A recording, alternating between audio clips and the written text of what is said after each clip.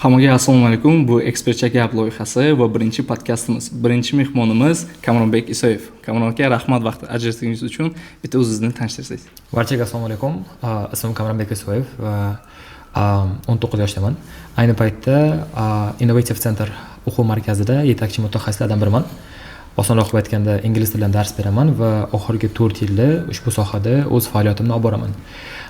Ayni paytda bilmadim, ko'pchilik men haqimda eshitgan bo'lishi mumkin va umuman olganda internet tarmog'ida juda ko'p har xil yutuqlar uchun insonlar meni tanishadi va aynan ko'zga tashlanayotgan bittakasini aytib o'taman.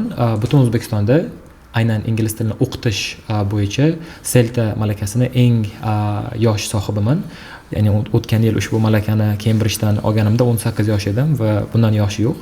Va albatta o'qituvchi o'zi bilan emas, balki o'z talabalar natijalari bilan tanlanadi va O'zbekistonda shov-shuv ko'targan o'sha 68 yoshli otaxon bu meni talabam bo'ladilar va yaqindagina prezident bilan ko'rishgan men va mening talabam Azizbek 13 yoshida IELTS 7.5 bilan bitirgan. Va albatta chet el har xil institutlarga kirishda ham o'z hissamni qo'shgan ustoz bo'laman.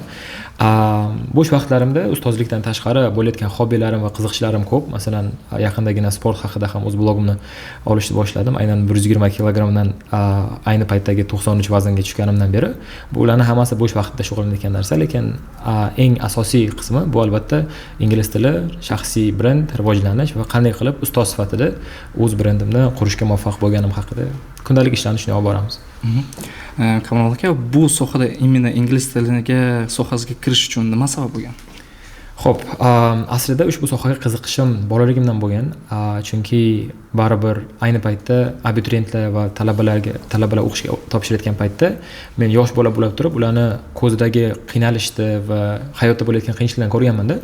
Aynan 9-10-11 sinflarda 1 yil 2 yil vaqt qolganda ingliz tilini zo'rg'a o'rganib institutlarga topshirayotgan paytda men o'zimga maqsad qo'yganman. Men yoshman va ushbu vaqtimni men behuda sarflamayman deb shunchaki maksimumga erishishga harakat qilganman. O'zimning birinchi IELTS sertifikatim, hamma eshitgan o IELTS sertifikat haqida 12 yoshimda bo'lgan. Aynan shuning uchun balki meni talabalarimga shu narsa turtki bo'ladi, yosh bo'lishiga qaramasdan sertifikat olishga. Ammo 12 yosh bo'lishimga qaramasdan IELTS 5.5 dan boshlangan. Albatta bu juda sust. Ayni paytda O'zbekiston bo'yicha hamma oliy ta'lim muassasalariga kirishga ushbu ball yetadi, ammo 12 yosh sifatida menga bu juda bir katta bir motivatsiya bo'lgan, yomon natija sifatida, chunki hozirgi paytda 5.5 to'g'risi hech kimga kerak emas, ammo o'qishga kirishga yetayotgan ballim 12 yoshimda bo'lgan. Va ushbu menda talant borligini o'zim sezgan paytim, hamma menga havas bilan qaragandan keyin barcha o'qituvchilarimdan va o'z tengdoshlarimdan ushbu yutuqlarim haqida yaxshi so'zlarni eshitganimdan keyin albatta bu yanada ko'proq turtki bo'lib, ingliz tiliga yanada chuqurroq kelishimning sababi aynan shu bo'lgan. 12 yoshimda, yosh bo'lishimga qaramasdan ushbu sohaga sevgim paydo bo'lgani tufayli fikrim ko'p edi kelajakdagi kasb masalasida va o'qituvchi bo'lish ushbu kasblarning orasida bo'lgan. Ayni paytdagi kasbim bu meni asosiy daromadlarimdan biri, ammo eng yagona kasblarimdan biri emas. Ammo men ushbu ayni paytda bo'lgan yutuqlarimdan faxrlanaman va ushbu sohaga kelishimdan birinchi sabab bu aynan IELTS ga bo'lgan, ingliz tiliga bo'lgan sevgi bo'lgan meni fikrim bo'yicha. Qarang, 10 yoshli vaqtingizda komfort zonadan chiqish qanday bo'lgan? Chiqib olganmisiz? Komfort zonadan chiqish juda ham qiyin-ku. Tushundim savolingizni, juda qiziqarli savol. Menimcha ayni paytda ushbu qizg'in savol bir ro'yga chiqib, trendga chiqib, komfort zona degan narsa paydo bo'ldi, lekin birinchidan 10 yoshim 9 yil oldin bo'lgan. 9 yil oldin unaqa narsa bo'lmagan, komfort zona degan. Balki bo'lgandir, lekin bola sifatida men uchun notanish bo'lgan. Ammo hozir o'sha bolaga hozirgi yuz bilan qarasam, ayni paytda albatta qiyin bo'lgan, chunki baribir birinchi navbatda eng katta bo'layotgan bitta qiyinchilik men uchun aslida bu tengdoshlar tomonidan bo'layotgan bosim. Ingliz tilida peer pressure deymiz, agar talabalarim tomosha qilsa biladi. Peer pressure bu aynan sizni tengdoshlaringiz tomonidan bo'layotgan bosim, ya'ni hammani ko'rasiz, nima bilan shug'ullanyapti va o'zingizda qolib ketgandek his qilasiz. Albatta mening yoshimda 10, 11, 12 yosh barcha bolalar maktabdan chiqib PlayStation, ko'chaga futbol, umuman olganda hordiq chiqarib на чили такой на расслабоне полностью o'zini hayotini kechiradi va men uchun albatta boshida bu juda katta bir motivatsiya emas, naborot menga pastga borishga turtki bo'lgan, chunki ularning hammasini ko'rib, nimaga men bu hayotda yashamayapman, nimaga hamma dam olish kerak, men o'qishim kerak bo'lgan narsa albatta men uchun juda qiyin bo'lgan va komfort zonadan chiqishga sabab aslida bu oldimga qo'ygan bir aniq bir maqsad bo'lgan. Men ham balki bir kun kelib dam olaman, men ham balki bir kun kelib o'z tindoshlarim bilan PlayStationga boraman degan kalamda bo'lgan, ammo hammasi men erishgan yutuqdan tashqari undan keyin bo'ladi deb o'zimga maqsad qo'yganman. Ammo komfort zona degan narsa menimcha bola sifatida kallada bo'lmagan ekan to'g'risi. U vaqtda unaqa narsalar yo'q edi, to'g'ri. Qarang, sizda noishonchlik bo'lganmi? Shu sohada kirganingizda, boshlaganingizda?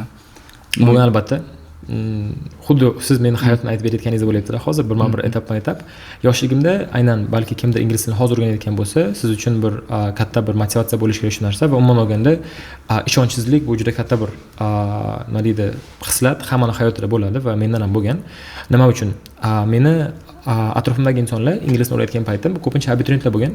Ya'ni hammasi mendan yosh katta bo'lgan. Ayni paytda ham yosh bo'lishimga qaramasdan, 19 yosh bo'lishimga qaramasdan barcha tanishlarim, do'stlarim, hammasi mendan yoshi katta. Bilmadim, tengdoshlarim bilan va kichkina bolalar bilan do'stlasha olmayman.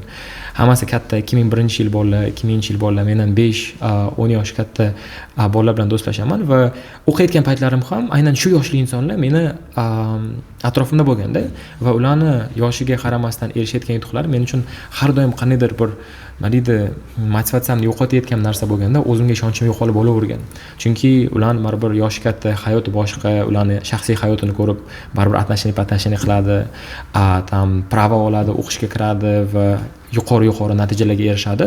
Ularning marralarini ko'rib men to'g'risi boshida o'zimga ishonchim ozgina yo'qolgan. Nimaga ularning qo'lidan keladi, men qo'limdan kelmaydi. Va podkastimiz davomida u haqida yana ko'proq gaplashamiz, lekin aynan yosh tufayli yoshda diskriminatsiya qilish muammosi meni mana o'tgan yili 18 yoshimga kirmagunimcha har doim orqamdan yurib kelgan. Ya'ni o'zimni birorta kompaniyada yosh his qilganim va umuman olganda pasportim bo'lmagani, pravam bo'lmagani, zagran pasportim bo'lmagani menga ko'p rus tilida podnoshka deymiz-ku, ko'p podnoshka qo'ygan hayotim davomida va ushbu yoshga balog'at yoshiga yetmagunimcha men o'z yoshimdan har doim uyalganman.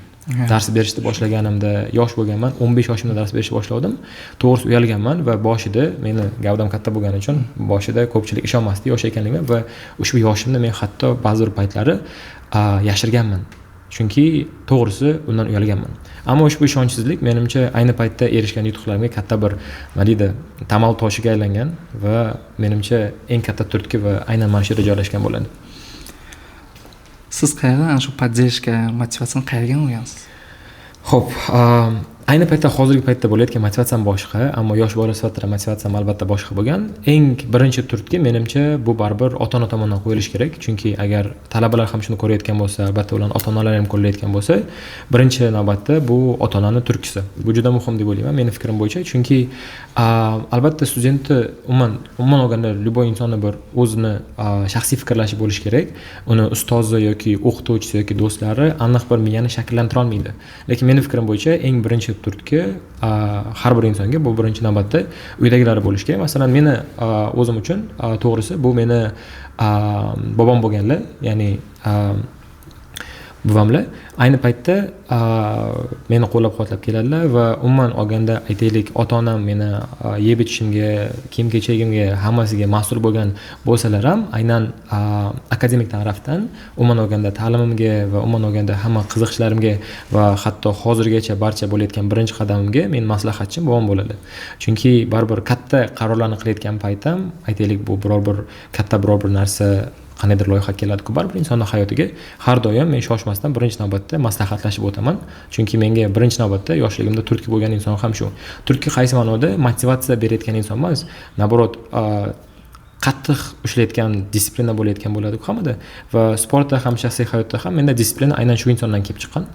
Va meni fikrim bo'yicha yomon ma'noda emas, ammo meni boshida qattiq ushlaganlarning sababi bu uydagilarim va ko'p ota-onalarga ham maslahatim aynan mana shu bo'ladi. Chunki yoshlikda baribir balog'at yoshiga yetmagunicha to'g'ri yo'lda yo'naltirish ko'pincha do'stlarga bog'liq, ammo ota-onaga ham qattiq bog'liq deb o'ylayman.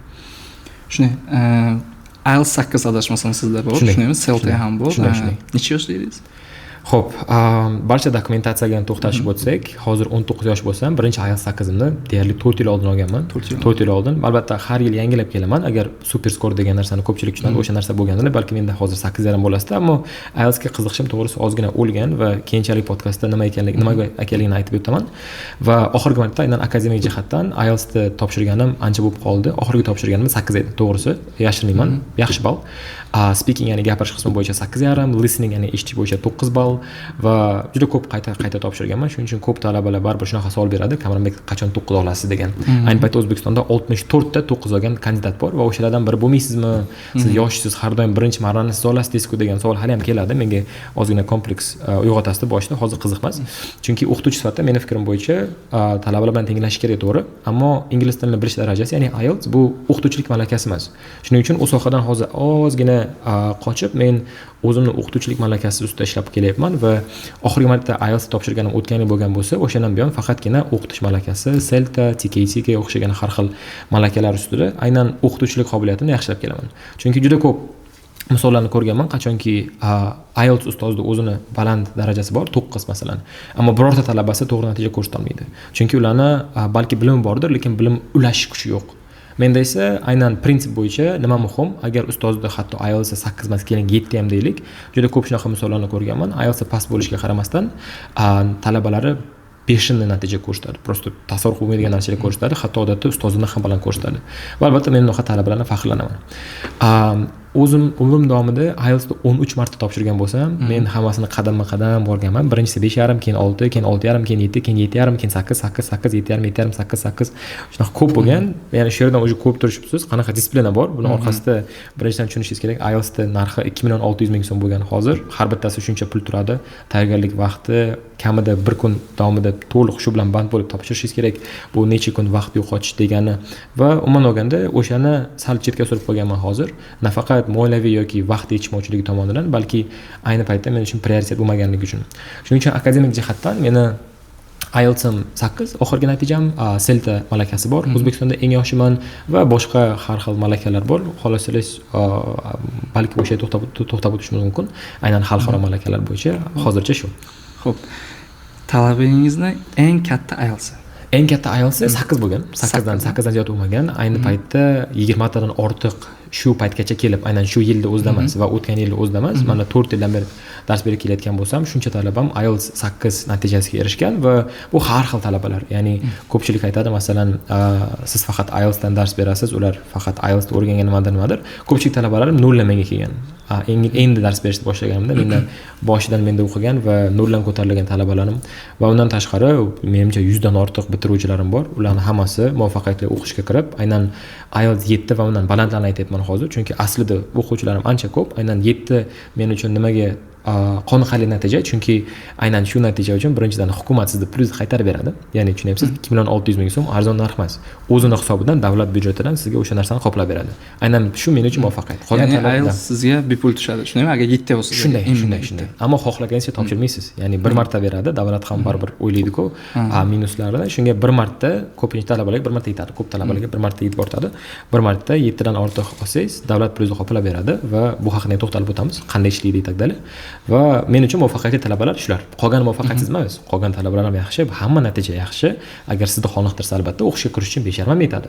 Ammo men uchun mana shu talabalarim albatta yuragimda alohida joy olgan. Eng minimalisi baribir 7 boshqacharoq. Endi qarangda, masalan, 15 yoshingizda siz 8 IELTS olgansiz, shundaymi? Sizda xayolingizda bo'lmaganmi, заграница ketish, masalan, ko'pchilik kiradi ingliz tiliga. IELTSni olay, Amerika ketay, Xitoyga ketay, Buyuk Britaniyaga ketay, Yevropaga ketay, bunaqa xayol bo'lmaganmi sizga? Shunday. Hammada bo'lgan albatta. Ko'pchilik shu narsani so'raydi, Kamronbek ingliz tilini shunaqa zo'r bilasiz, shunaqa talantingiz bor. Nima chet elga bormaysiz degan juda mashhur bir savol. Chunki birinchi navbatda kimdir IELTS olsa va 7 dan ziyod natija olsa, hamma birinchi navbatda nimani kutadi? Ertaga Amerikaga borib o'qiydi, bo'ldi. Xo'p, meni chet elga bormaganim sababi, aslida chet elda o'qiyman. Hozirgi paytda meni bir nechta bakalavrim bor, chet elga borayotgan, ammo ularni katta bir sababi, nimaga chet elga borib qolib ketmaganim sabab, birinchi navbatda shaxsiy sabablar. Ya'ni men oilam shu yerda va umuman olganda men katta farzandman va mana shu har xil shaxsiy faktorlar tufayli men bu yerda qolganman, O'zbekistonda. Ammo men uchun to'g'risini aytganda, chet elda 4 yil umrini sarflab va 4 yil bakalavrga aniq bir xarajat, energiya, vaqt, resurs, pul bularni hammasini ajratish to'g'risi men uchun prioritetda bo'lmagan. Ya'ni bu yomon demayapman. Juda ko'p talabalarim, o'zim chet elda o'qimasam ham juda ko'p talabani yuborganman. Ammo shu yerda Samarqandda qolib o'qishimning sababi boshqa. 4 yil men chet elda qolishga tayyor emas edim. Shunchaki tayyor emas edim, chunki shaxsiy muammolar tufayli. Ammo meni hozirgi paytda ikkita bakalavrim bor, bittasi Xitoyda, bittasi Angliyada va ikkalasi ham onlayn formatda boradi. Men Angliyaga borib kelaman, Xitoyga borib kelaman va qolgan ta'limlarimni polni onlayn o'taman. Samarqandda ham xuddi shunday bakalavrim bor va umuman olganda hozir bir paytda o'zida 3 ta bakalavrni olib boryapman. Hali bitirganim yo'q. общий 3 institut. Ammo chet eliga borib qolish niyat bo'lgan boshida, keyinchalik men plus minuslarni sanab chiqqan paytim men 4 yil umrimni sarflashga tayyor emasligimni tushunganman o'zim uchun. Ko'pchilik masalan uchun boradi chet elga, o'qiydi, qoladi shu yerda. Sizda bunaqa bo'lmagan. Boraman 4 yil o'qiyman, qolaman shu yerda, boshqacha yashayman. Bunaqa gaplar bo'lmagan. Boshida fikr bo'lgan chet elga borish fikri, chunki menimcha ingliz tilini o'rgangan hamma birinchi navbatda inglizcha kinolarni ko'rishni boshlaydi. Instagramda inglizcha content, amerikancha, mana amerikanskiy mechta bor-ku, hammada shunaqa orzu bir paydo bo'ladi. Ammo ulg'aygan sari, yoshim kattayrgan sari barcha plus minuslarni o'zim uchun hisoblab chiqib tushunganman. Amerikaga borish orzu demasdim, ammo xohish hali ham bor, to'g'risi. Yo'q demasdim agar imkon bo'lganida, chunki hozir ushbu loyiha ustida ishlayapman. Shu oy masalan sal shaxsiy ma'lumot, lekin Yevropaga plan qilganmiz borishdi va aynan shunchaki pasportda vizalar chiroyli turish uchun albatta sayohat qilish plan bor Amerikaga, ammo qolib ketish plan umuman yo'q. Dam olish uchun dam olish shunchaki Amerikani ko'rish uchun. Hamma Amerika deydi, nimasi qiziq ekanligini borish niyat bor. Nasib bo'lsa shu yerga plan qilganmiz, vizasini bosib olib, 1-2 haftaga bir borib aylanib kelish maqsadi. Ammo qolib ketish maqsadi hech qachon bo'lmagan. To'g'risi, chunki meni oilam shu yerda, meni bu yerda shaxsiy bir ishlarim bor, biznes va tak dalay, o'shalarning hammasi baribir mensiz keta olmaydi. Shuning uchun ham qolib ketish meni planimda bo'lmagan va hech qachon bo'lmaydi mening fikrim bo'yicha. Siz ingliz tilini adashmasam innovatsion vuzida o'qishni boshlagansiz. Ushbu o'quv markazida ko'rib turgan Innovative Centerda noldan boshlaganman o'qishni. Shu IELTSni olganingizdan keyin, mana 8 ni oldingiz, sizga sразу chiqdilar o'quvchi bo'lish uchun, o'qituvchi bo'lish uchun. Qanday bo'lgan bu? Xo'p, Innovative Centerda meni sayohatim ancha qiziqarli boshlangan. O'quv markaziga kelganimda rostdan ham noldan polni ko'tarilganman. Men ustozim Muhammadxon Soliyev, ushbu o'quv markazi direktori, har doim minnatdorchilik bildiraman. Asoschisi. Shunday. Muhammadxon Soliyev asoschisi, direktor va umuman olganda meni o'qituvchim nafaqat akademik jihatda maktabda va o'quv markazida shunchaki meni ishdagi bo'layotgan boss emas, ammo shaxsiy hayotda ham meni yetaklab yurgan akam hisobi, chunki oilada katta farzand bo'lganim uchun meni akam bo'lmagan va ushbu inson katta bir hissa qo'shgan meni hayotimda va meni rivojlanishimga va juda ko'p meni xislatlarim ayniqsa ushbu insondan olinadi. Shuning uchun alohida Muhammadxon Soliyev ushbu videoni ko'rayotgan bo'lsangiz, sizga katta minnatdorchilik bildiraman. Va birinchi ushbu markazga talaba sifatida kelganimda meni xayolimda ham bo'lmagan ushbu marhalaga yetishim, chunki hammada bo'layotgan bitta minimalka kallamda bo'lgan, shu minimalkani bosib o'tsam, bo'la menga yetadi degan narsa. Ammo aniq bir natijaga erishganimdan keyin menga albatta taklif tushgan. Masalan, birinchi bo'lgan taklif esimda, men nutqim juda chiroyli bo'lgan, ingliz tilida. Chet elga bormagan bo'lsam ham xuddi chet ellikda gaplashasizda ingliz tilida. Birinchi bo'lgan taklif, mana shu bilimingni ulashishingni xohlaymiz, yosh bo'lishingga qaramasdan talenting bor. Nimaga masalan nutq bo'yicha kurs ochmaysanmi degan bir taklif tushgan va boshida ushbu kichkina bir taklif menda katta bir sevgi uyg'otadi degan xayol bo'lmagan hamda keyinchalik esa o'qituvchi sifatida shunaqa katta brendga aylanib, yutuqlarga, hatto prezidentgacha yetib borish kalamda bo'lmaganda shunchaki va ushbu taklifni shunchaki qabul qilganman. Yoshman endi. Keyin sekin ushbu mehnatlar natijasini ko'rishni boshladi. Natijasini ko'rib men yuzim quvonishni boshladi va umuman olganda ushbu kasbni sevib qolganimdan keyin boshidan ushbu o'qituvchilikda shunchaki bir nima deydi, ko'p odam uchun bu daromad sifatida ko'radi. Как, я не знаю на русском иногда как это говорят, как прибыль. Но именно men uchun bu narsa boshida shunaqa sevgi uyg'otganki, hatto tasavvurga sig'maydigan bir qiziqish uyg'ongandan keyin keyinchalik ushbu kasbni men professional sifatida olib, karyerni rost o'zim ustida ishlab, natijalar ustida ishlab, mana shu maragacha yetib keldik hozircha. Shu vaqtgacha eng qiyin bo'lgan vaziyatlar nima edi? Eng qiyin bo'lgan vaziyat. Va bunga qanaqa yechimlar siz topgansiz? Xo'p, aslida juda qiziqarli bir savol berdingiz, Shahriyor. Chunki baribir hayotda ko'p qiyinchiliklar bo'ladi va hammasini qandaydir yengillatib o'tsak bo'ladi, ammo baribir esda qolayotgan bir momentlar albatta bo'lgan. Yoshlikdan bo'layotgan momentlar esimga kelmaydi baribir. Eng katta qiyinchiliklar va eng oxirgisini menimcha aytib o'tsam kerak va u muammolarga qanday yechim topganim. Ushbu kasbga kelishdan oldin 15 yoshimga bo'lishimga qaramasdan juda ko'p har xil kasblarni boshimdan o'tkazganman. Esimda aviakassada resepsiyonda ishlaganman, buxgalteriyada ham urinib ko'rganman, buxgalteriyaga assistent bo'lganman, shogird bo'lganman, har xil sohalarni baribir tekshirib ko'rganman, hatto savdoga ham qiziqib ko'rganman va barcha sohada o'zining qiyinchiliklari bo'lgan. Va eng qiziqarli bir qiyinchiliklardan biri bu imtihon bo'limiga ishiga kirganman.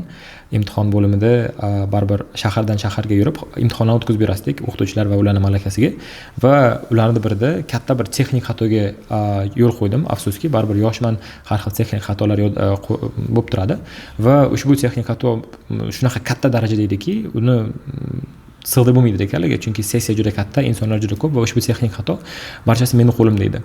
Va albatta detallarni ayta olmayman, qanaqa texnik xato qayerda va qanday, ammo unga qiziqarli yechim topganmiz. Panika qilmasdan men o'z jamoamni yiqqanman. Jamoam juda katta edi o'sha payt, imtihon bo'limida men yetakchisi edim bolalarni. Va dam olish kunlaridan biri ushbu texnik xatoni to'g'irlash uchun barcha jamoamizni yig'ib birga ishlab kun bo'yi bir kun vaqtimiz ketgan, 10 kishilik jamoani barcha mana shu bo'lgan kichkina texnik xatolarni hammasini to'g'irlab chiqamiz. Muammoni yechim topganmiz va juda katta bir muammo bo'lgan aslida, keyinchalik o'zingizga aytib beraman. Ammo uni yechim topganni bitta katta sababi albatta bu meni do'stlarim va jamoam. Ammo yosh bo'lishimga qaramasdan, bu mana shu 16-17 yoshimda taxminan to'g'ri kelyapti. Katta bir panikaga tushib qolganman o'sha paytda, chunki baribir ushbu imtihonga men javobgar edim va texnik xato bo'lsa men juda mas'ul bo'lganim uchun balki men uchun katta bir qiyin vaziyat bo'lgan. Ammo eng oxirgilaridan albatta nima bo'lishi mumkin? Birinchi navbatda balki non keltirishi mumkin. Hayotda bo'layotgan bitta qiyin vaziyatlardan biri bu albatta hammada bo'lib turadi, qattiq bir depressiyaga tushib qolish. Ammo bu depressiya nimadan kelib chiqqan? Hamma sirazu har xil mavzunda bo'laydi, ammo menda ushbu depressiya aynan ish tufayli bo'lib qolgan. Qaysi ma'noda? Shunday moment bo'lib qolganki meni hayotimda, qachonki ishimni juda sevaman, berilib ishlayman har doim va shunday periodda shunday berilgankiman, что esimda 2023-yil taxminan bundan 3 yil oldin sodir bo'lyapti. To'liq ishga berilib ketganman. Bu taxminan qanday? Hozirgi ishga grafikam juda yengil, ya'ni darslarim bor, hali ham ingliz tilida dars beraman, ammo yengil tarzda bo'sh vaqtim bo'lgan paytlari, ko'pincha tushlikdan keyin shunaqa vaqtlari, ammo shunday moment bo'lganki hayotimda ertalabdan kechgacha to'xtovsiz ishlaganman. Bu fantastikasiz ertalab soat 7 dan kechqurun soat 11 gacha. Ya'ni tasavvur qiling, 3 yil oldin men 16-15 yoshda bo'laman va ertalab soat 7 dan kechqurun soat 11 gacha faqat dars, tik oyoqda to'liq faqatgina dars o'tganman va taxminan 3 oy o'zimga va'da berganman. Mana 3 oy dam olish bo'ladi, kanikul vaqti maktabda baribir muammo bo'lib turadi-ku, ishlashga qo'ymaydi yetakdalar. Shu yoz payti, maktabim bo'lmagan payti men ushbu yozni eng maksimal, eng produktiv qilib, qo'limdan kelguncha ko'proq talabalarga yordam beraman deb o'zimni ish bilan bosib tashlaganman. Men uchun katta bir yutuqdek bo'lgan boshida, ammo 3 oy ichida birinchidan sog'liqda muammo, ikkinchidan ingliz tilida burnout deymiz-ku, prosta выгорание bo'lgan, yonib ketganman bu yerda endi. Undan tashqari sog'liqdagi muammolardan kelib chiqqan keyingi muammolar, masalan, biz darsimizda yoshligimda endi dars berishni boshlaganda ko'p o'tirasdim. O'tirgandan sog'liq muammolari, keyinchalik esa charchash va umuman olganda ushbu grafik menga to'g'ri kelmasligini 3 oy o'tib tushunganman, chunki kechasi uxlolmaslikni boshladim, boyagi kelgan barcha stress va qiyinchilikdan tashqari. Ammo bu qiyinchilikni ham shunchaki ish yukini sal qisqartirib yechib oldik. Unaqa katta muammo bo'lgani yo'q. Ammo bilmadim, shaxsiy hayotda ham, umuman akademik jihatda ham eng qiyin vaziyatni tasvirlab bera olmayman, chunki nimadir qiyinchilik bo'lsa ham har doim iloji boricha yengil yo'l bilan hal qilib kelganmiz, xudoga shukr. Unaqa wow degan bir katta qiyinchilik bo'lmagan, balki shaxsiy muammolar bo'lgan bo'lishi mumkin, ammo albatta shaxsiy bo'lib qoladi ular, ammo xudoga shukr unaqa katta bir qiyinchilik bo'lmagan, to'g'risi. Endi chista shaxsiy o'zimni savolim. Ingliz tilini onlayn o'qib bo'ladimi? Masalan, uchun men o'zim o'qiganman. Eplolmadim. Masalan, ko'p o'quv markaziga ketganman, onlayn dars ham o'qiganman, bo'lmadi. Masalan, Qahramonbek akam o'zlari menga ustozlik qilasiz o'zingiz menda. Masalan, oddiy misolda ayam o'rganmoqchilar-da ingliz tilini, lekin u kishi заграницада. U kishi faqat savol beradi-ki, "Bo'lam, sen ingliz tilini o'qiyapsan, shuni onlayn o'rgansam bo'ladimi o'zim?" Nima degani заграницада bu обязательный narsa bu. Hamma bilish kerak faktiski.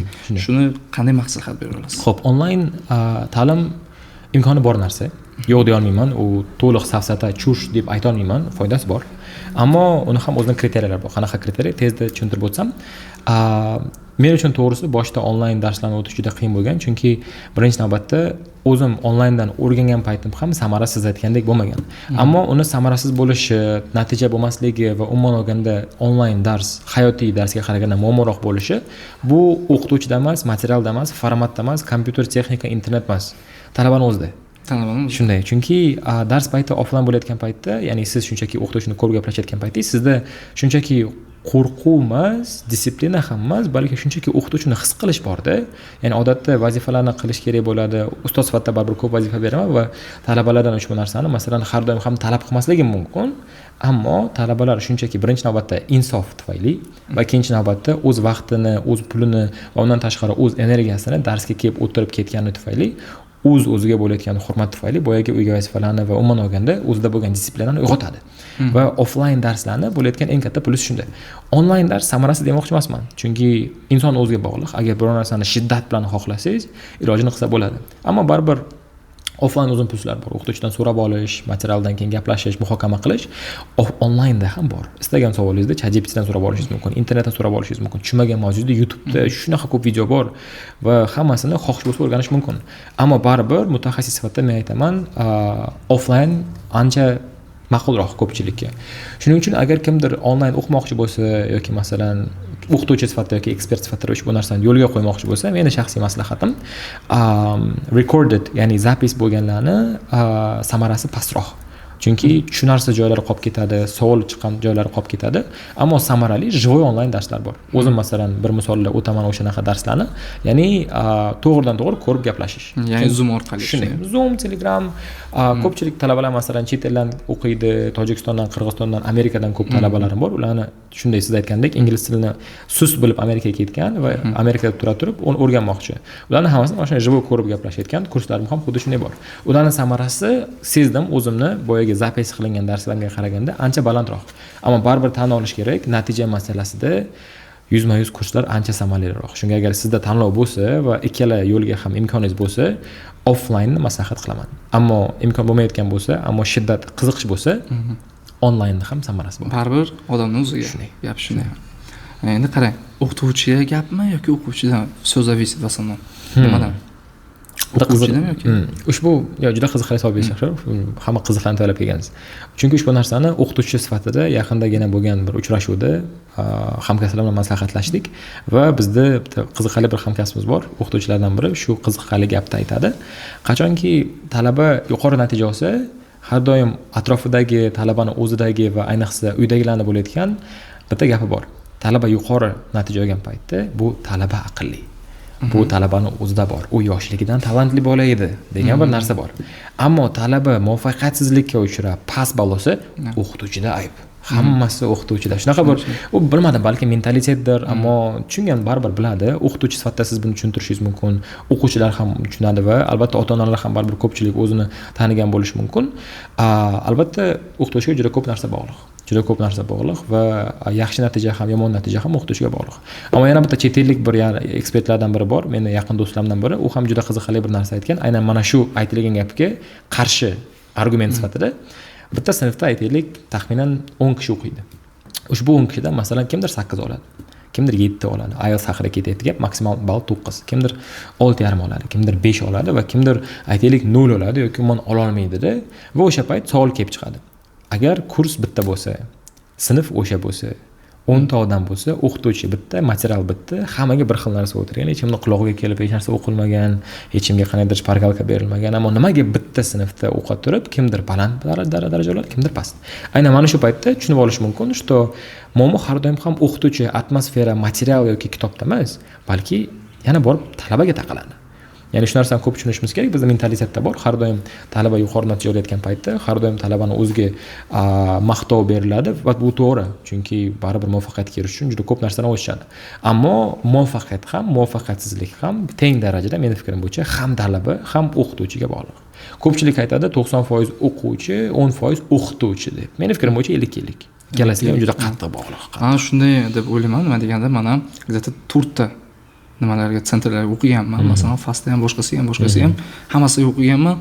Tushunyapman, lekin ustoz bilan kelishyapman. Men sizga masalan uchun keldim, siz podxod topdingiz-da, masalan uchun. Men yo'qopti, men siz bilan o'qiyapman, darslar qilyapman-ku, zavq qilyapman-da.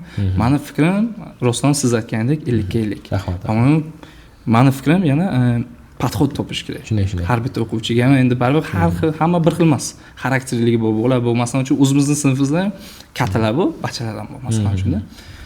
Fikrim shunaqa men ham lekin. Masalan 50 ga 50 rostdan ham. Shunday to'g'ri. Bir kishiga bu narsa qo'ymaydi. Endi yana bitta shaxsiy savolim.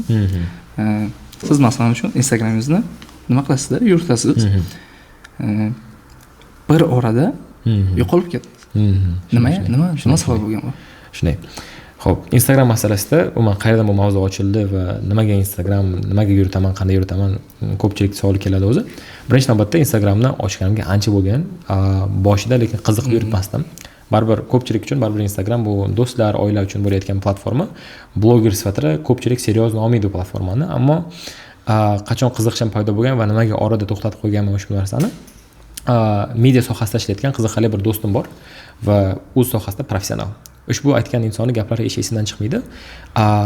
Media umuman olganda Instagram emas va ijtimoiy tarmoqda sizni chiqishingiz va brend sifatida tanlanishingiz bu zamon talabi.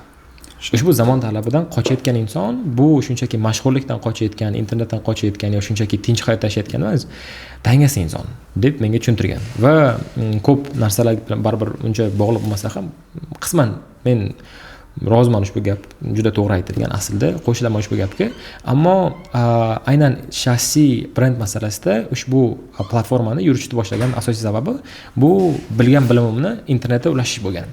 Har doim ham onlayn dars ko'rinishida emas, balki odatda bu qandaydir yangilik bo'lishi mumkin, talabalar natijasi, bu hamma ko'rib quvonsin.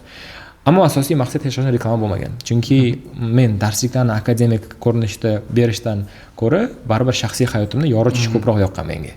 Agar masalan qaysidir mashhur inson bilan ko'rishdim yoki masalan qayergadir sayohat qildim yoki ushbu narsani prosta ko'rsatish menga qandaydir zavq berganda boshida. Shunday baribir. Hozir ham ko'pchilik meni kuzatsa, ijtimoiy tarmoqda biladi, Instagramimni har doim akademik va mutaxassis ko'rinishda emas, baribir ko'proq shaxsiy hayotimni ko'rsataman va hamma biladi. Sportni ko'p ko'rsataman, darslarimni ko'p ko'rsataman, natijalarni ko'p ko'rsataman va umuman olganda foydali kontent kam, ammo qiziqarli kontent ko'p. Har xil ana bu Vinerlarga o'xshagan istoriyalar olmayman albatta, mo'ylov taqib olib, unaqa narsa bo'lmaydi. Unchalik berilib ketmayman, ammo qiziqish bor. Orada sezganingiz uchun birinchi navbatda rahmat, chunki ko'pchilik sezmadi. Internetdan men boshdan sizni ko'rib boraman-da. Shunday, rahmat. Birdaniga yo'qib qoldim. Instagramda umuman ijtimoiy tarmoqda nimaga bunaqa bo'ldi va nimaga qaytib keldim? Shunaqa savollar ham juda ko'p beriladi. Ko'pchilik boshqa to'g'ri sezmadi ham. Yo'qolib qolgan, chunki baribir shiddat bilan kuzatayotgan muxlislarim albatta ko'p, ammo odatda ijtimoiy tarmoqda ma'lumot shunchalik ko'pki, bitta ma'lumotga kam bo'lib qolsa ko'pchilik sezmaydi-da va boshida hech kim bilmadi. Bir haftacha yurdim. Nimaga bunday bo'lib qoldi o'zi? Yanvar oyi 2026 aynan mana shu yil men har yili o'zimga qandaydir plan bilan boshlayman. Aynan muvaffaqiyatim menimcha siri ham shunda, har bitta narsa planlashtirilishi kerak. Meni 1 yilga planim bor. U 1 yil 12 oylikka, har bitta oylikka, har bir haftaga va har bir kunga, hatto soatgacha berilgan planlarim bor. O'sha planlarimni har yil tuzasdim va aynan 25dan 26-yilga o'tar yili kechasi plan tuzayotgan paytim ijtimoiy tarmoqqa planlarim ko'p edi. Juda ko'p plan, nechtadir подписчик yig'ish, nechtadir reklama, nimadir. Ammo birdaniga o'sha qiziqish yo'qolib qoldi. Balki charchaganim uchundir, balki prioritetim boshqa o'zgargandir. Umuman olganda ushbu sohada prosta qiziqishim o'ldi. Balki charchagandirman. Har xil mana shu sabab faktorlar birdaniga meni bosdi va men Instagramga xayr dedim. Akkauntimni udalist qilish qanday yuragim tortmadi baribir. Chunki u yerda ko'p mehnat ketgan, ko'p reklama ketgan, ko'p harakat, ularni hammasini prosta o'chirishga yuragim bormadi, ammo deaktivatsiya degan narsa bor ekan, shunaqa narsa bor ekan. Birdaniga prosta yo'qlab qo'yasiz. Juda qiziqarli funksiya ekan, sinab ko'rdim. Shuni o'chirib bordim. Instagram polni o'chib ketdi. Hammada yo'qoldi, o'zimda yo'qoldi va sal dam oldim. To'g'risi, taxminan 1 oycha dam oldim Instagramdan va bu to'g'risi menga yoqdi va qaytib kelganim sabab bor. Shunchalik qattiq yoqdiki, men hatto qo'rqib qoldim, qaytib kelmayman deb o'yladim. Chunki Instagramsiz hayot baribir boshqacha, qaysi ma'noda? Ko'proq bo'sh vaqt. Chunki baribir qanchalik xohlamasak Instagramda o'tirish odati ko'pchilikda bor. Har xil masalan do'stlaringizni tomosha qilasiz, reelslar bir-biridan qiziq hammasi. Va ayniqsa har bitta qilayotgan qadamimni albatta shunchaki ota-onamga va do'stlarimga ulashish emas, butun bir talabalarimga va barcha tanishlarimga, butun bir Samarqand, butun O'zbekistonga ulashish zavqi bor edi. Ushbu zavq nimagadir yo'qolib qoldi. Men deb o'yladim, "Может, qaytib bormaymiz Instagramga?" Ammo o'sha do'stim bitta mediada mutaxassis menga aytdi, что agar o'zingning sohang qanday bo'lishiga qaramasdan, sohang media bilan bog'liqmi yo'qmi, agar o'zingning muvaffaqiyatingni ko'rsatmoqchi bo'lsang va umuman olganda rivojlanmoqchi bo'lsang, bu zamon talabi. Xohlaysanmi, xohlamaysanmi, bundan qochib qutula olmaysan. Tanaffus olishing mumkin, dam ol, xohlagan ishingni qil, ammo uni rivojlantirishing shart edi. O'shanaga albatta shuni Instagramga qaytib keldim, chunki baribir tan olish kerak, aytaylik birorta yangi natija olsam yoki aytaylik yangi kurslarni ishga tushirsam yoki deganda shunchaki tanilmoqchi bo'lsangiz, baribir ijtimoiy tarmoq kerak va gap faqat Instagramda emas, YouTube, Telegram, umuman olganda ijtimoiy tarmoqda yuritish kerak. Qaysidir sohaga ishlashiga qaramasdan. Hozir ijtimoiy tarmoqda o'zingiz ko'rishingiz mumkin, har bir sohaning egasi o'ziga profil ochib olgan. Ko'rishingiz mumkin, mutaxassis sartaroshlarimiz bor. Yaxshi sartaroshlar o'ziga Instagram ochib olib yuritadi. O'qituvchilar juda ko'p hozir, har xil yaxshi o'qituvchi ham, yomon o'qituvchi ham, psevdo deymiz-ku, rus tilida chala o'qituvchilar ko'payib ketgan. Infolutbozlar ko'p, infotsiganlar, ulardan juda ehtiyot bo'lish kerak. Tekshirib tomosha qilish kerak. Har xil fake yoki haqiqiy bo'lgan onlayn kurslardan ehtiyot bo'lish kerak baribir. Shunday, qayerda baribir barcha platformalarning o'zining minusi bor. Instagramda ham minusi kam emas. Muhimi, mashinaliklarga uchramaslik kerak. Har xil dori-darmonlarni sotadi masalan. Ular ham juda mashhur. O'z minuslari bor, ammo har bir soha egasi, meni fikrim bo'yicha, agar ayni paytda rivojlanmoqchi bo'lsa, asosiy men nima deyman, klientlar bazasi yoki biznes deyish niyatim yo'q, ammo shunchaki o'zingizda qilayotgan mehnatingizni yoritishingiz uchun bu muhim. Yaqindagina seminar o'tdim, aynan brendni muhimligi sifatida, nimaga shaxsiy brend muhim va o'qituvchi uchun nimaga bu narsa kerak ekanligi haqida va juda qiziqarli bir narsada to'xtatib o'tildim. Agar siz birorta bir sohada mutaxassis bo'lsangiz, ammo uni ko'rsatmasangiz, hech kim u haqida bilmaydi. Masalan, o'zingizning kasbingizda zo'r bo'ling, professional bo'ling, mutaxassis bo'ling, ko'rsatmasangiz hech kim tanimaydi sizni. Mahsulotingizni zo'rligini faqat siz bilasiz, faqat siz biladi. Maksimum masalan klientlaringiz bilishi mumkin, reklamani. O'sha ham bitta ikkita. Shunday. Reklamani ham bitta turi bor, ingliz tilida word of mouth deymiz. Bu reklamani so'z bo'yicha tarqatish, ya'ni do'stiga aytadi, do'stiga aytadi. U ham mashhur, uning uchun sifatli tashlash kerak. Meni aynan talabalarimni asosiy motivlari ham shundan biri. Aytaylik, mashhur harakat qilaman Instagramda rivojlantirishga, YouTube'da rivojlantirishga. YouTube'da yaqinda masalan 2,5 million prosmotr yig'dik. Bu yerdan ham juda ko'p qiziqish, avj paydo bo'ldi. Va umuman olganda sifatga ham juda qattiq qarash kerak, chunki sizning mahsulotingiz, bizda misolimizda bu servis, ya'ni dars berish qanchalik muvaffaqiyatli bo'lsa, natija ko'proq bo'lsa, albatta masalan kimdir maktabda o'qiydi, sinfdoshlari qiziqishni boshlaydi. Agar do'stlari bo'lsa, do'stlari qiziqishni boshlaydi. Oilasi bo'lsa, qarindoshlari qiziqishni boshlaydi va tortadi ularni. Reklama esa bu narsani qila olmaydi. Shuning uchun birinchi navbatda mahsulot, ikkinchi navbatda uni sifati va albatta media. Ayni paytda zamon talabi, meni fikrim bo'yicha va shuning uchun qaytib keldim. Busiz meni fikrim bo'yicha imkonsiz.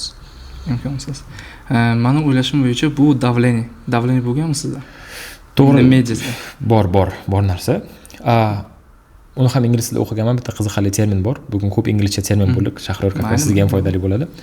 Overflow of information. Ma'lumotning juda ko'pligi. Ma'lumot hozirgi paytda shunchalik ko'pki, ya'ni psixologik tomondan ham isbotlangan. Siz taxminan 1 daqiqaning ichida kamida 5 ta reels ko'rasiz. Kamida. Aytaylik, bitta, ikkita, uchta bo'lishi mumkin balki, lekin o'rtacha siz scroll qilishingizni inobatga olganda 5 ta reels ko'rasiz va hammasi ham bitta mavzuda emas. To'g'ri, sizni qiziqishingizga oid, ammo bittasi depressiya haqida, bittasi kimdir yangi mashina olibdi, kimdir chet elga ketibdi, kimdir yana nimadir qilgan va shunaqa. Faqat Instagramda yaxshi hayotni yo'qotdi. Shunaqa. Muvaffaqiyat siri deydi-ku. Umuman olganda ushbu har xil ma'lumot sizning kalangizga kiraveradi-yu, shunchaki bitta savol paydo bo'ladi. Kuzatuvchilarga aytishim mumkin, kimdir hozir Instagramdan birdaniga YouTube'ga sakragan bo'lsa, Instagramda oxirgi ko'rgan 10 ta reelsingizda aytib bering, nima haqida deydi. O'sha prosta aytib bering, mana biror sanab bering, 10-chisi nima edi, 9 nimalar ko'rdingiz aytib bering, esda qolmaydi. Ammo ushbu emotsiyalar o'zgarishi, ma'lumot kelib chiqishi shunaqa qattiq ta'sir ko'rsatadiki bizga, ma'lumot ko'pligidan biz charchaymiz. Va ushbu narsa hammada bo'ladi. U faqat Instagramda haqida emas, YouTube'da ham bo'ladi. Qayerda scrolling bo'lsa, u Google'da bo'lishi mumkin, TikTok'da bo'lishi mumkin, YouTube yoki Instagramda bo'lishi mumkin. Ma'lumot qanchalik ko'p bo'lsa, bizga o'sha shunchalik ko'p davleniya beradi. Ma'lumot hech qaysini eslab qola olmaymiz, ammo eslab qola olmasligimizga yarasha shunchaki bosh og'riq bo'ladi xolos. Ushbu davleniya mendan bo'lgan. Shunchaki har xil blogerlarni tomosha qilib menga qandaydir ishonchsizlik paydo emas. Umuman olganda charchaganman. Ma'lumot juda ko'p bo'lgan va shunchaki bir vaqtda pauza olishga qaror qilganman. Shunday-da, masalan, davleniya ham bo'lgan, charchoq ham bo'lgan, hammasi bo'lib ketganda, masalan, o'zim shaxsiy brendim bor, masalan, uchun men o'zim spetsialist bu narsada, juda ham live kontentlar ko'p. Masalan, uchun hamma o'zini minusini ko'rsatmaydi. Hech qachon. Bironta odam olib, srazu hamma minusim bor, men bu yerda men bunday bo'lgan, hamma faqat dastajeniya o'zicha yoki bu yolg'ondan dastajeniya. Masalan, uchun shunaqalar bor, do'stim o'shansaga juralar, men oldim, men bunday qildim, ha. Masalan, uchun boshqalar ko'radi, bunday qiladi. Masalan, uchun kontentlar bor, mashinalar bilan faqat gonga qiladi, boshqa qiladi. Masalan, uchun o'zi juda ham avariyalar ko'p bo'libdi-da. O'zingiz bilasiz bu narsani. Masalan, O'zbekistonning o'zida shunaqa narsalar juda ham ko'p. Keyin nima? Masalan, uchun boshqalar ko'rsatadi, ha bunaqa dasturchilik bo'ldi, bunisi menga bunday olib berdi, otam menga bu narsani olib berdi, onam bu narsani olib berdi. Masalan, shuni boshqalar ko'radi, savol beradiki, nimaga bunday bunaqa, menga bunaqa deb. Masalan, bu bir tomondan, bu hamma tomondan bu yomon narsa-da. Bu juda ham yomon. Meni fikrim bu narsani to'xtatish kerak yoki yetishtirish kerak yoki boshqa bunaqa narsalarga qiziqish kerak emas. Masalan uchun. Nima deganda hammada qiyinchilik bor, hammada ham свои проблемы, o'zini hammani yamasi bor. Shunday. Bu mavzuga aslida chuqurroq ketsak, bu ancha uzun podkast bo'ladi, lekin meni fikrim bo'yicha Instagramda bo'layotgan hozirgi paytda muammo bu xuddiki Instagramda hozir hamma bir-biridan yaxshiroq yashashini ko'rsatmoqchi. Men sendan yaxshiroq yashashmoqchiman, men sendan yaxshiroq yashayman. Hamma baxtini ko'rsatadi-yu, ammo bu aslida juda chuqur mavzu, ijtimoiy tarmoq mavzusiga borsak juda chuqur mavzu aslida. Meni fikrim bo'yicha, qisqagina o'zimning fikrim, ushbu mentalitet ko'pincha dunyo bo'yicha juda mashhur, ammo O'zbekistonda mashhurroq. Aynan mana siz aytgan boshlagan mana bu gonkalar mavzusi, BMW tam Serquyosh o'shalarning hammasi O'zbekistonda juda mashhur. Chet elda albatta u ham bor. Boshqa davlatlarda ham juda bor bu narsa. Ammo baribir meni fikrim bo'yicha ushbu potokni to'g'ri yo'nalishga jo'natish uchun shunchaki ko'proq professionalroq kontent qilish kerak. Chet elda insonlar millionlab ishlaydi. Ushbu ijtimoiy tarmoq tufayli mahsulotlarni yurg'izish kerak, yaxshilik ulashish kerak. Umuman olganda, men eng oddiy bir misol aytaylik, qaysidir vaynlar chiqayotgan blogerga shunchaki qandaydir kulguli va madaniyatga oid bo'lmagan har xil yoki masalan fahshga oid juda ko'p mavzular birdaniga tarqab ketadi internetda. Ko'p prosmotr yig'adi, ammo madaniyat vazirligiga kim podpiska tashlagan Instagramda? Siz podpiska tashlaganmisiz?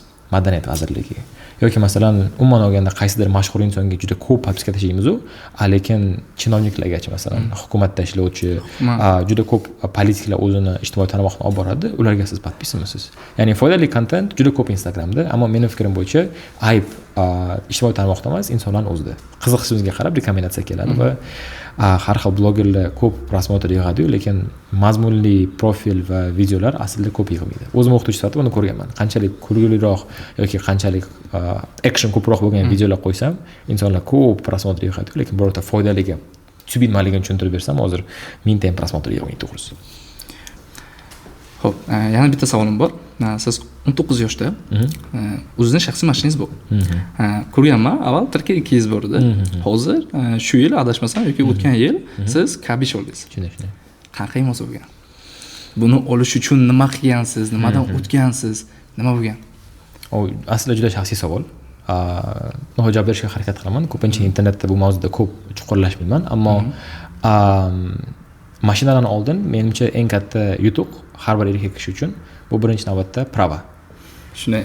Bu hammani dilida bo'layotgan og'riq, hammani yuragida bo'layotgan eng katta qiyinchilik, to'g'risi eng katta emotsiya bergan narsa ham xuddi shu bo'lgan. Ya'ni prava olish, chunki ko'pchilik aytadi, Kamramix prava olayotgan payt hammasi yengil edi, hozir ancha qiyinlashgan nimadir, ammo men esimda BC kategoriyali pravam bor. Ushbu pravaga dokument topshirish uchun men o'z tug'ilgan kunimdan boshlab 6 oy nariga hisoblab 6 oy oldin yarim yil men o'qishni boshlaganman. Teoriyasini o'qiganman, ko'p praktikaga chiqasdik, har kuni ertalab instruktorim bo'lasdi. Rustam aka instruktorim bo'lasdi va har kuni ertalab ishim 9 da bo'lgani uchun 9 gacha vaqtim bor. Ertalab 6 da kelib meni uyg'otasizlar ertalab. Keyinchalik mexanika jendra bo'lasdi.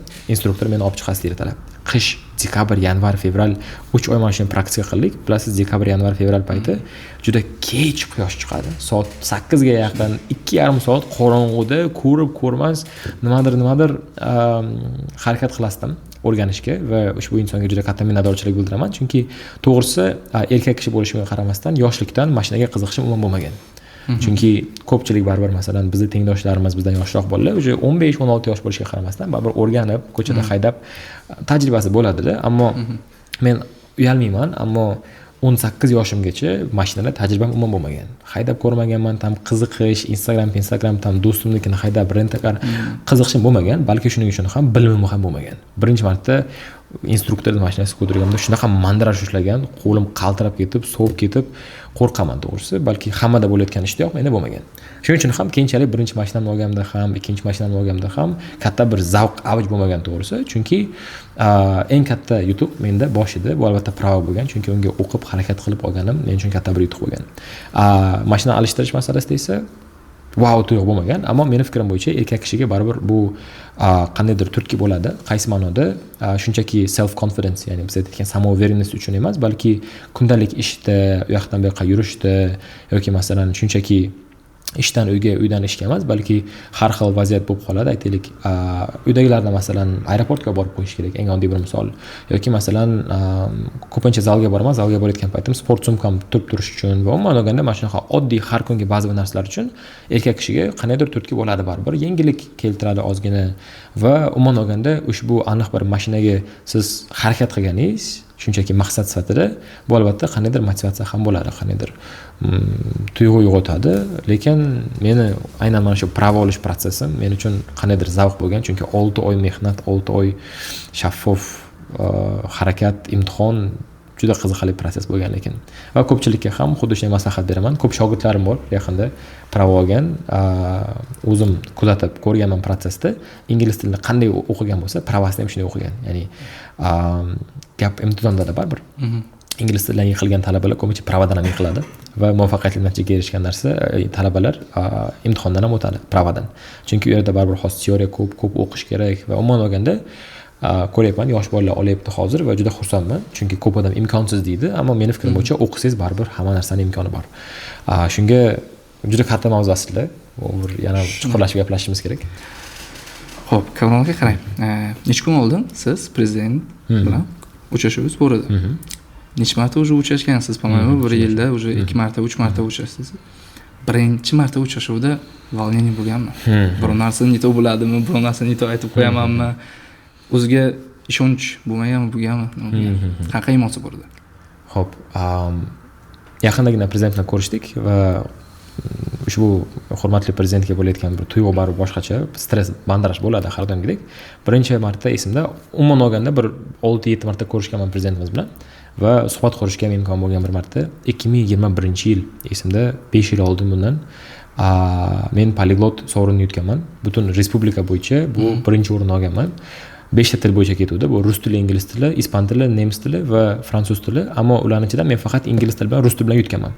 Rus tilini yaxshi bilasdim, ingliz tilini zo'r bilasdim va men bilan yana bir farg'onalik qiz birinchi o'rinni oldik va ushbu kontestda respublika bo'yicha birinchi o'rinni olganimiz uchun prezidentimiz kelib bilan gaplashganlar. Qanaqa tuyg'u, tabriklayman va menimcha yosh edim, u paytda mandraj bo'lmagan.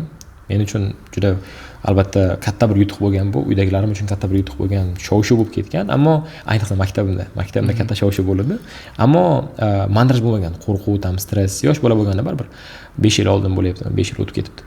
Undan keyinchalik har xil marosimlarda ko'p chaqirishadi. Masalan, UNESCO Toshkentda o'tdi bolalar haqida, unda qatnashgandim. UNESCO o'zimizda o'tdi, переводчик sifatida qatnashganman va umuman olganda shu marosimlarga ko'p taklif qilishadi meni. O'sha paytda uzoqdan ko'rib, ba'zi bir paytlar hatto qo'l ushlashib ko'rishib, masalan, yaqinda kongress holida bo'lgan uchrashuvda ham xuddi shunday momentlar bo'lgan. Eng oxirgisi esa bu bizda aynan talabalarimiz qilayotgan yangiliklar va umuman olganda men talabam gapirishga muvaffaq bo'ldi. 13 yoshiga bo'lishiga qaramasdan yaqindagina o'z AI, искусственный intellekt, ya'ni sun'iy intellektni ishga qo'ygan. Yosh bola, kichkina bola, IELTS 7.5, men talabam to'liq bir ishlovchi sun'iy intellekt yo'lga qo'ygan. Azizbek, Azizbek Eshimov. Shunaqa, u bir necha talabalarimdan bir eng yorqin misollardan biri.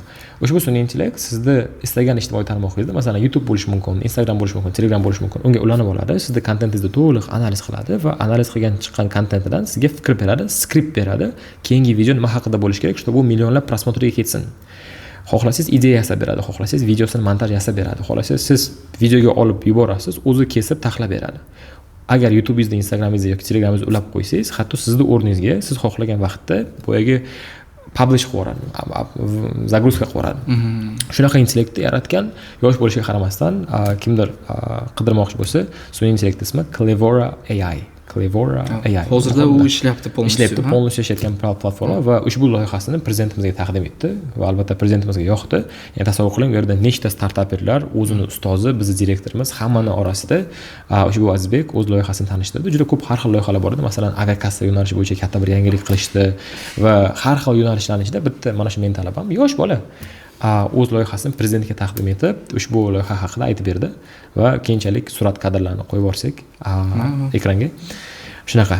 Va menda bilmadim, xuddi Azizbekda birinchi marta montaj bo'lishi mumkin. Baribir hamma stress qiladi. O'sha narsa menda bo'lgan birinchi marta, ammo keyinchalik odatiy holdek bo'lmaydi. Albatta bu juda katta yutuq hamma uchun va hozirgacha baribir quvonaman har doim prezidentimizni ko'rganimizda, ayniqsa yaqinda ko'rganimizdan yanada quvonib, albatta katta turtki bo'ladi men uchun, boshqalar uchun shunaqa.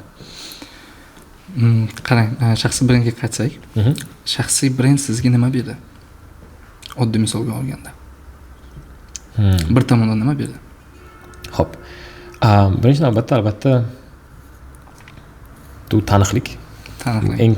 Eng katta tomoni va eng yoqimli tomon demasdim. Yoqimli deb bo'lmaydi. Juda ko'p o'zining minuslari bor.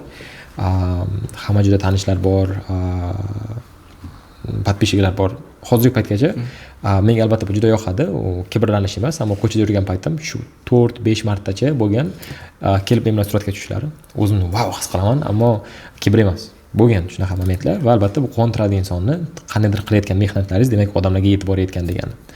Va karyera masalasida shaxsiy brendni muhimligi men uchun qanchalik muhim rol o'ynagan, shunchaki taniqlik emas, balki o'z kasbingizda insonlar qadrlashi. Men uchun bu juda muhim, chunki istagan bir kasbingizda любой kasb bo'lishi mumkin. Sizda ishingizni qadrlashmasa, siz o'zingizni qanaydir singan his qilasiz.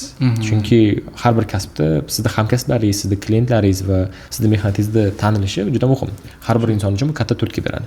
Va men uchun shaxsiy brend xuddi shunday narsa bergan, ya'ni men talabalarim qilayotgan natijalarni men internetga qo'yishim va insonlar shunchaki motivatsiya sifatida emas va ko'ngilochar video sifatida emas, balki ushbu narsani o'ziga yutuqlarni misol sifatida keltirishi menga albatta katta turtki bo'lgan va albatta bu natijalarning ortidan yana kattaroq bir natijalar kelishi bu albatta meni quvontiradi. Va shaxsiy brendni menimcha eng katta bo'layotgan menga yordami shu bo'lgan. Bu nafaqat daromad, taniqlik va kibr emas, balki umuman olganda sizning mehnatingizda mevasini hamma ko'rishi va tan olishi bu katta bir yutuq deb hisoblayman. Oddiy misolda Instagramda ham, YouTube'da ham men sizni ko'rganman. Masalan uchun adashmasam siz kart holdermi nima sotgandingizda? Sotardingiz. Esimda bor. Kart holder magnitniy. Hozir sotyapsizmi yo'qmi? Bor. U kichkina loyihalarimizdan biri, takoy passivniy dohodlardan biri, juda muvaffaqiyatli loyihalarimizdan biri albatta. Ammo ko'p vaqt ajratmaslikka harakat qilaman. Biz Uzum platformasi bilan ishlaymiz. Xitoy bilan bizda shaxsiy biznesimiz bor. O'sha biznesga men aralashib qolganimdan beri Xitoyga qiziqishim katta oshgan va shunchaki bir kun Uzumda shunday scroll qilayotgan paytim ko'zim ichib qoldi, qani nima bor ekan, nima yo'q ekan va xitoylik bir do'stlarimdan biri shu narsani taklif qildi, shu narsa sizlarda yo'q ekan deb. Va to'g'risini aytganda ayni paytda O'zimdan topishingiz mumkin, может havolasini qoldiramiz. Bu kichkina magnit pulni qistirish uchun unaqa loyiha Samarqandda yo'q. Toshkentda ko'p ko'rganman, ammo bunaqa mahsulot yo'q. O'zbekiston bo'yicha birinchilardan bo'lib shu kart holderni O'zbekistonga olib kirdik. U rezinka emas, bu kashlyok emas, kart holder magnit ko'rinishda sizda pulingiz ushlaydi. Albatta pulingiz ko'p bo'lsa ushlamaydi. Kichkina summada, taxminan kichkina summada o'sha berish mumkin sizda pulingiz. Juda qulay narsa. Karta ham ketadi ichiga, pul ham ketadi, yengil.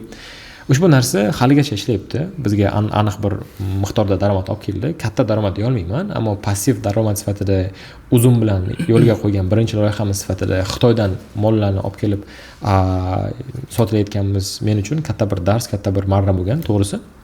Va xo'p, daromadga to'xtalib o'tirmaymiz, ammo to'g'risi menga ushbu birinchi loyiha sifatida startap uchun Xitoydan menga bu narsalar hammasi bepul keltirilgan va men iloji boricha summasini kichraytirib qo'yib O'zbekistonda maksimalniy tarqalish uchun va hammaga sotib olish ham arzon ham qulay bo'lish uchun summasini kichraytirib qo'yganmiz va anchasini sotdik. Minglab sotdik, bir necha ming sotib oldik va yaxshi loyiha edi, qiziqish uchun va hali ham u loyiha ishlayapti. Keyinchalik endi sistema qanday ishlashini ko'rganimizdan keyin может yana qiziqishim ko'paysa mahsulotlarni kengaytiramiz. Lekin uncha fokus bermayapsiz. Yo'q. Marketing bo'yicha, reklama bo'yicha ko'rdim, uncha fokus bermayapsiz, masalan. Bu meni chunki asosiy daromadim emas. Lekin planda bor boshqa narsalarni qo'yishga, kiritishga. Bor. Lekin men shunchaki o'qituvchiman, biznesmen emas. Shuning uchun shunday. Xo'p, Kamron aka, endi qarang. Adashmasam ko'rgan edim, sizni onlayn kurslaringiz bor edi. Hozirda bormi, yo'qmi?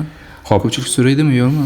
Ko'pchilik so'raydi. Ayni paytda yo'q deya olmayman, ammo qanday tushuntirsam, bor edi onlayn kursimiz hali ham bor va u ketyapti, ammo nabor yo'q. Ya'ni men talabalarga qabul qilmayapman, chunki ushbu kurs hozir boshlanib bo'lgan va u kurs tugagunicha men yangi kurs ocha olmayman. Shuning uchun progressiya in progress bittasi bor ketayotgan, ammo kimdir yozilmoqchi bo'lsa hozir afsuski yopiq. Chunki aniq bir son insonlarning qaramidan keyin ushbu guruhni yopib qo'yaman. Chunki birinchi navbatda menga insonlarning soni emas, ular natijasi kerak. Darslarni ko'pligi emas, balki sifat kerak. Shuning uchun ham ushbu aniq bir son insonlarning qaramidan keyin aniq bir darajali, aniq bir bilimli kursni intakni yopib qo'yamiz. Ammo keyinchalik ushbu kursni tugagandan keyin plan qilyapman yangi kurs ochishni. Albatta ko'proq IELTS ga yo'naltirilgan bo'ladi. Men bir o'zim barcha darslarni onlayn ko'rinishda dars bera olmayman, ammo hozirgi paytda uni ustida ishlayapmiz. Boya onlayn dars masalasini to'xtatib o'tirdik. Bu yerda natija va umuman olganda sifatga e'tibor baribir ancha qiyinroq. Offline'ga qaraganda, shuning uchun fokus u yerda ko'p emas. Men e'tibor beraman, baribir harakat qilamiz, ammo offline'ga qaraganda baribir mehnat ko'p emas. Uncha ko'p hissa qo'sha olmayman afsuski. Shunday. Yana bir o'rtada o'tgan yil siz 27 kilo vес tashagansiz.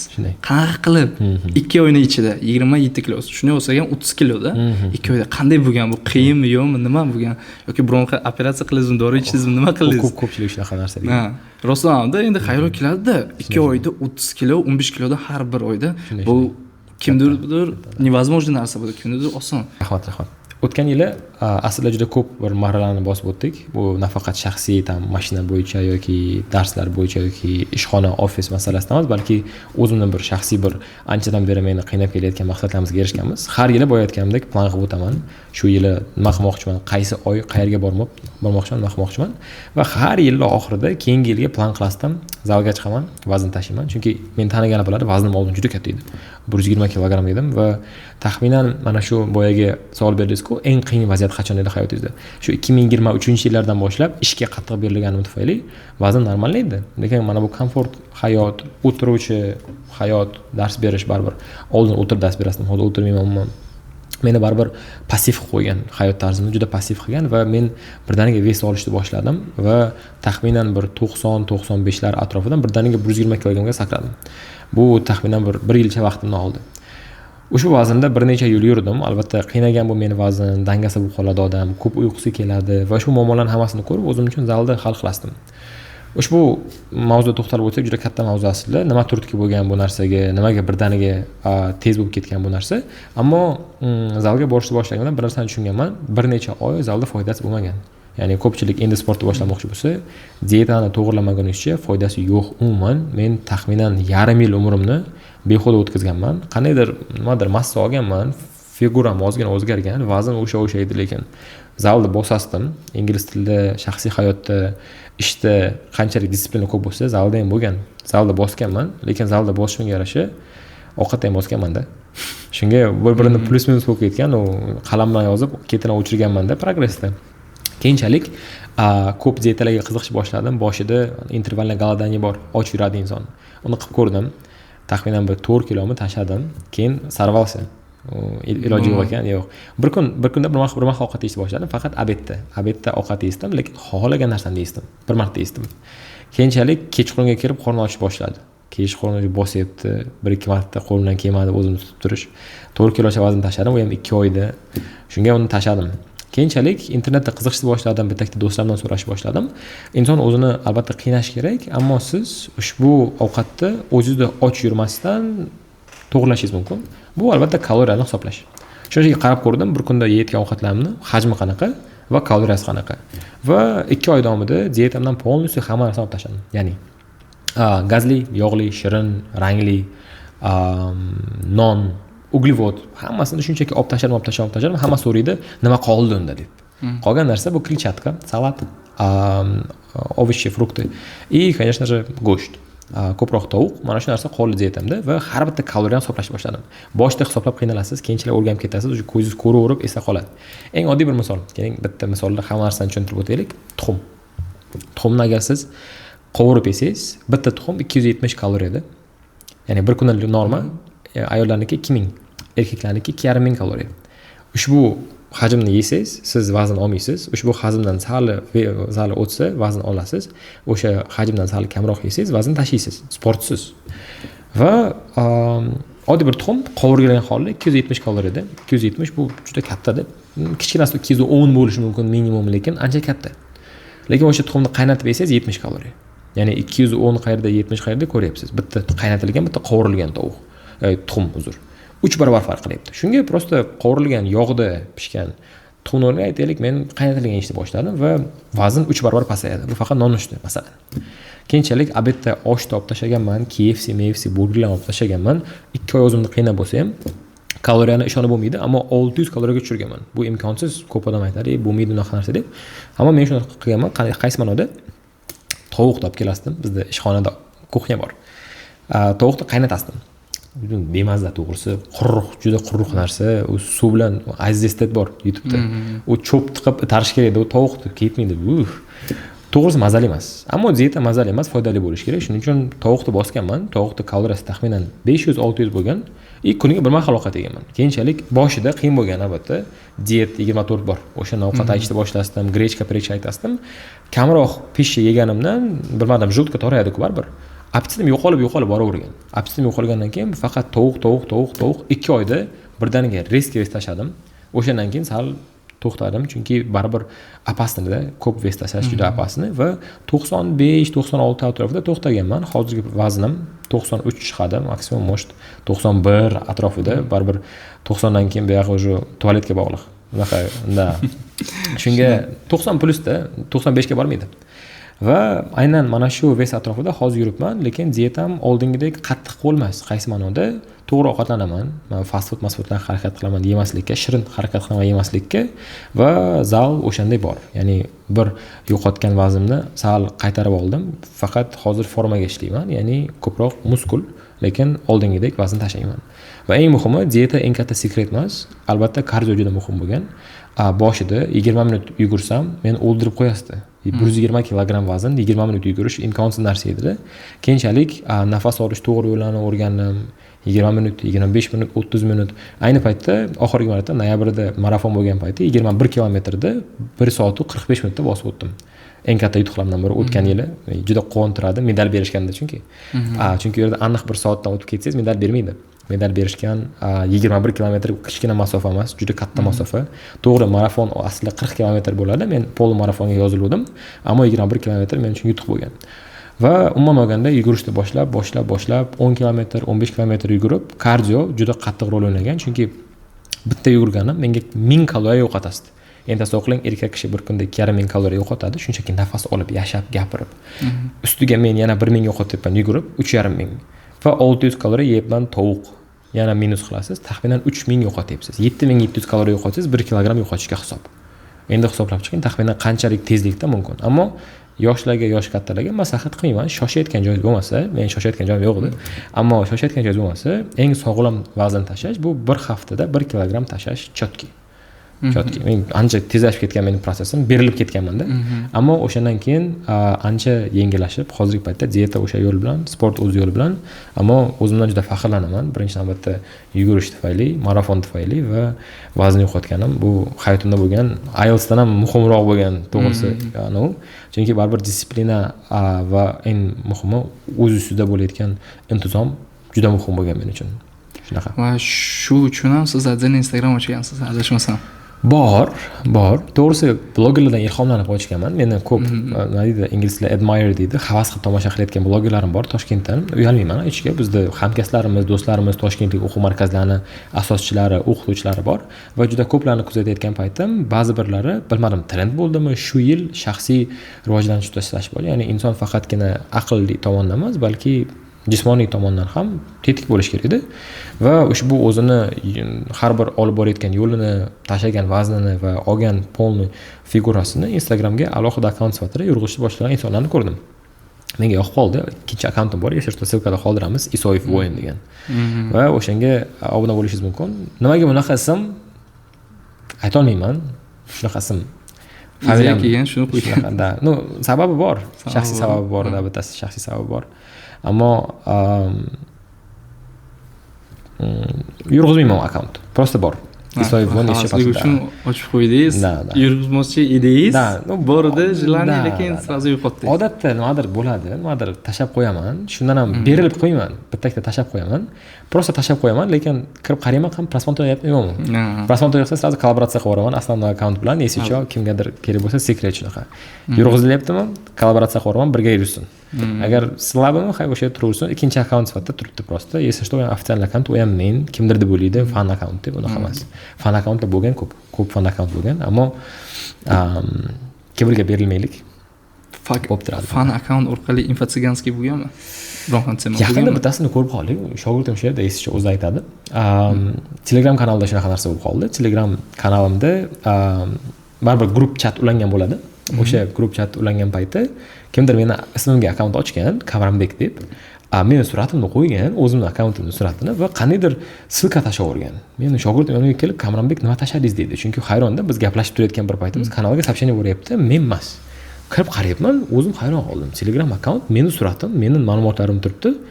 O'zimga kirib, o'zimga yozdim, kimsiz deb yozdim, qani kim ekan deb javob bermadi, meni blok qilib qo'ydi, kanalimdan chiqarib tashladim shunchaki. 1-2 marta bo'lgan. Instagramda ko'p bo'lgan, Instagramda qiziqarli bir voqea bo'lgan. Meni tanishlarimning orasida shunaqa muammo bo'lgan. Profilni ochishadi va yangi akkaunt ko'rinishda sizni podpiskalaringizga podpiska tashlab chiqadi. Men yangi akkauntim deb. Ko'pchilik deb o'ylaydi, ikkinchi akkaunt deb. Bular atvetga bosadimi? Atvetga bosgandan keyin shunday profil suratini o'zgartiradi yangi insonga va o'sha insonning akkauntiga kirib, hamma podpiskaga tashlab chiqadi. Bu odamlar deb o'ylaydi endi, как будто bu insonning ikkinchi akkaunti deb. Shuni ko'p bo'ladi shunaqa. Atvetga tashlaydi. U inson o'ziga живой auditoriya yig'adi, keyin birorta mashhur bir akkaunt ochib yuboradi. Shunga ko'p bo'lgan unaqa narsalar. Harakat qilamiz hammasini band qilishga. Imенно shunaqa temada bo'lganmi? Kurs sotaman, shuni qilaman, arzonga bo'laman. Bor shunaqasi. Talabalarim ham juda ko'p ko'radi, juda mashhur narsa. Ko'proq TikTokda. Instagramda bir marta ko'rdim, lekin TikTokda juda mashhur. O sistema qanday ishlashini aytaman. Meni Instagramda ko'rgan bolalar biladi, natijalarni ko'p qo'yamiz. Kimdir oldimi, insonlar ko'rsin, talabalar ko'rsin, iloji bor ekan, kichkina bola, katta bola. O'shalarni video qilib, har xil montaj qilib qo'yib yuboramiz va kimdir Instagramda akkaunt ochgan, hali ham kimligini bilmayman, ko'proq menimcha chet elliklar O'zbekistonda unaqa qilmaydi. Chet ellikda akkaunt Instagram ochgan, Instagram nomi IELTS pulga sotiladi deb, biz pulga IELTS sotamiz deb ochib yuboradi. Eng muhimi, endi insonlarning ishonchini qozonish kerak-ku, bizni bolalar videolarni qo'yadi. Bizni bolalarni mana bular, короче, bizdan bolalar deb, mana bola oldimi, o'shalar biz pulga berganmiz deb. U eng katta skamda, u eng katta mashinniklar, keyin kimdir qiziqib yozadi, "Rostdan shu bolalar sizga olganmi, tam bizga ham qilib bering" deb pulni tashlab beradi. Yo'q keyin u inson. Shunga shunaqasi bo'lgan. TikTokda juda mashhur bo'lgan. Men talabalarim screenshot qilib menga tashlasdi, keyin albatta javob tashlab qo'yganmiz. Unaqa narsa yo'q deb, ammo hali ham mashhur, juda mashhur narsa. Lekin baribir tushungan inson biladi, tushungan inson harakat qiladi, baribir haqiqat har doim yutadi. Shunday, oxirgi savolimiz. Mana bu sizning sohangizga bor. Masalan, endi boshlayapti. Nima maslahat berasiz? Xo'p, shunday bir hayotiy bir misolni tortib olaysiz. Chunki shunday inson menga chiqqan bir marta namanganlik bitta tanishimiz, hamkasbimiz, shu savol bilan, xuddi shu savol bilan, "Kamranbek, IELTS'da oldim 8, o'qituvchilik qilmoqchiman, dars bermoqchiman, nimagadir yurmayapti ishim" degan narsada birinchi navbatda agar kimdir shu sohani boshlamoqchi bo'lsa, bu sohada o'zimni wow mutaxassis hisoblamayman. Kimga berilmaylik. Wow professional emasman, mendan zo'r ustozlar bor, bizning ustozlarimiz bor va umuman olganda ushbu muvaffaqiyatga kelishimdan agar o'zimni yoshroq ko'rinishda ko'rsam yoki kimdir o'z sohasini endi boshlamoqchi bo'lsa, birinchi navbatda har doim sifatga ishlang. Sifatga ishlash juda muhim. Ya'ni qaysi ma'noda songa, daromadga va umuman olganda vaqtingizga emas, sifatga ko'proq beriling, chunki aynan sifatni orqasidan quvsangiz, qolgan hammasi o'zi keladi. Va eng muhimi, mediani muhimligi esdan chiqmasin. Bu infolotvoz bo'lish kerak degani emas, infotsiganlardan uzoqroq yuring, ammo qilgan mehnatingizni harakat qiling, reklama qilishga emas, yoritishga. Ya'ni insonlar sizni qilayotgan mehnatingizni va sizni bo'layotgan natijangizni bilish kerak baribir. Bu har bir sohada muhim, faqat o'qituvchi yoki shu sohani tanlayotganlar uchun emas, qaysidir sohaning egasi bo'lishingizga qaramasdan, katta maslahatim ushbu media ko'rinishda bar o'zida yurg'izishi kerak. Qanaqa media bo'lishiga qaramasdan, xohlasangiz Instagram, YouTube platformalari yoki hatto seminarlar ko'rinishda nima bo'lsa ham siz o'zingizning yutuqlaringizni ko'rishingiz kerak va eng muhimi, meni shaxsiy hayotda ham foyda bergan, ishda, o'qishda eng katta bir turtki bu intizom. Nima ish qilishingizga qaramasdan uni muntazam ravishda qiling. Tashab qo'yib, sportmi, o'qishmi, muntazam bo'lsin. Nima bo'lishiga qaramasdan va professional shuni ortidan chiqadi. Istagan kasbida professional bo'lishni xohlasangiz, ushbu kasbni 5000 soat ichida bajaring. 5000 soat bu taxminan kuniga bir necha soatdan 5 yil deganida. Va ushbu mablag', umuman olganda mana shu tajriba sizni professional qilib qo'yadi xohlagan sohangizda. Hozirgi paytda sohani, aniq bir sohani egasi bo'lish unchalik qiyin emas. Bir oy ichida istagan sohangizni qo'lga olib, professional bo'lishingiz mumkin. Ammo ishingiz zo'r bo'lmoqchi bo'lsangiz, birinchi navbatda muntazam olib boring. Bu juda muhim. Hamma sohada, faqat ishda emas, balki o'qishda ham. Juda ham qiziq, juda ham foydali maslahatlarni berdingiz. Kamalbek aka, rahmat sizga. Sizga ham Shahriyor katta rahmat. Tugatamiz. Menga, Kamronbek akamga obuna bo'linglar va kimni bu safar kurshingizni xohlaysizlar va qanaqadir savollaringiz bo'lsa, agar kommentariyaga albatta yozib qoldinglar, harakat qilamiz javob berishga. Shunday, Kamron aka. Hammaga rahmat, sog' bo'lasizlar. Gaplashamiz.